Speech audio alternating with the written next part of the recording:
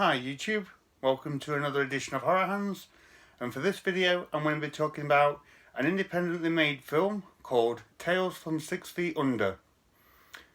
Now a few days ago, the director of this film, a guy called Nicholas Jacobs, he got in touch with me and he introduced himself as an independent filmmaker and told me that he'd made this film, Tales from 6 Feet Under, and asked me if I'd review it for him on my channel. So I said, sure, that's fine, no problem. He sent it to me, and it's an anthology film, short film, 45 minutes long, and watched it last night. So as I promised Nicholas, I'm just going to go through it now and give my thoughts on this one. So overall, I thought this was a really good film. I have emailed Nicholas and told him that I enjoyed it.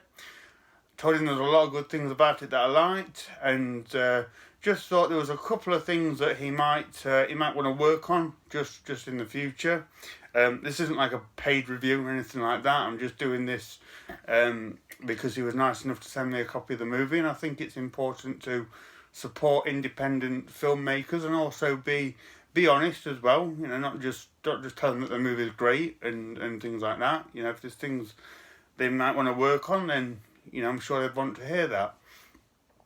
But yeah, Tales from 6 Feet Under, overall I had a really good time watching this. And like I say, it's an anthology film, 3 segments in it, 45 minutes long.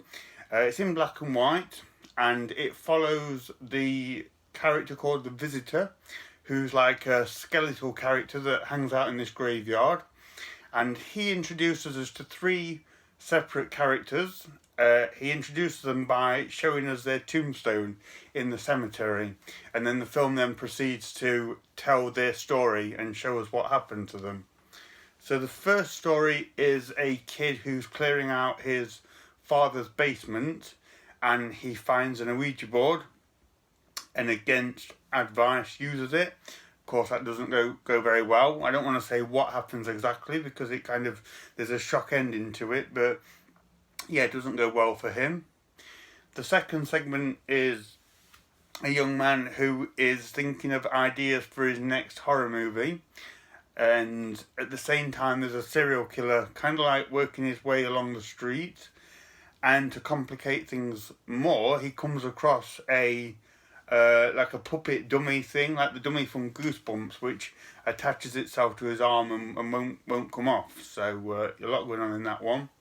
And then the third segment is a girl who her birthday plans get cancelled, so she's at home with nothing to do, and she starts to receive these mysterious texts from a stranger, which kind of leads to its climax. So yeah, like I say, had a really good time watching this one. It's very low budget, it's an independent film of course, so you know, you've got to keep that in mind, but I thought it was a really good effort from Nicholas Jacobs. The first segment I had no issues with. Thought that one was really good. Second one, that one I found a little bit confusing. I think maybe in future maybe a bit more narrative as to what's going on, because that one was kind of like a movie within a movie. But I just kind of struggled a little bit to kind of fathom what was actually going on, but still really enjoyable, and I really like the idea of the Goosebumps type dummy latching onto the guy's arm. The third segment I thought was very good. I thought that was fantastic, and it's kind of done over like a text conversation. You see the phone in the girl's hand, and you're kind of just waiting for the text to come in, which was really suspenseful. I really liked that, so that was great. I'll start with a couple of things that I would maybe suggest Nicholas might want to consider and work on. And I've gone through this with him already on email, so I've already spoken to him about this. The first one was the characters tended to talk to each other a bit too much, which I don't particularly like in films. So whilst they were going about their business, they were like, yes, I need to do that. I'm going to go here. Oh, wait a minute, what's that?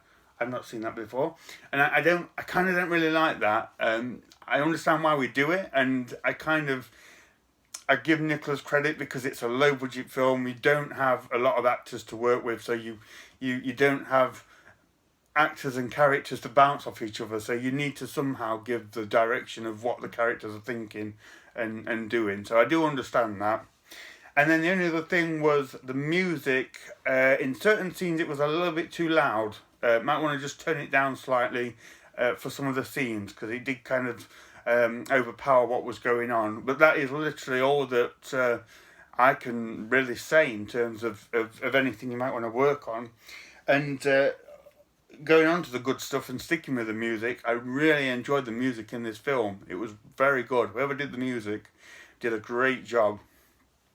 I love the look of the visitor. He was a really cool character. It was like a skeleton who hung out in the graveyard. He was creepy. I would definitely like to see more of him in the future. He was really good. As I say, I really liked the third segment. The way you built the suspense as the girl was texting and receiving text was fantastic. I love the way the film was shot. The black and white worked really well, and I thought it was really well edited. And overall, yeah, I just think you did a great job. You've got a lot of talent, man.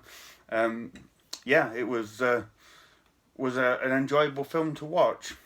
And yeah, that's my thoughts pretty much of Tales from 6 Feet Under. Now, I did ask Nicholas if it was ever going to come out on DVD. At the moment, it isn't, just because of funds and things like that, which is understandable. But I do think it'd be nice if anyone watching this can check out Nicholas Jacobs. I'm going to try and link his channel in the video, but you know how useless I am with that. But if you want to check out his YouTube channel, it's NMJ Films. So NMJ Films, Nicholas Jacobs. Check this guy out. He's got a lot of talent, and I do think we should get behind our independent filmmakers as well. So yeah, I hope that's alright for you, Nicholas. Thank you everyone for watching that, and stay tuned for more videos.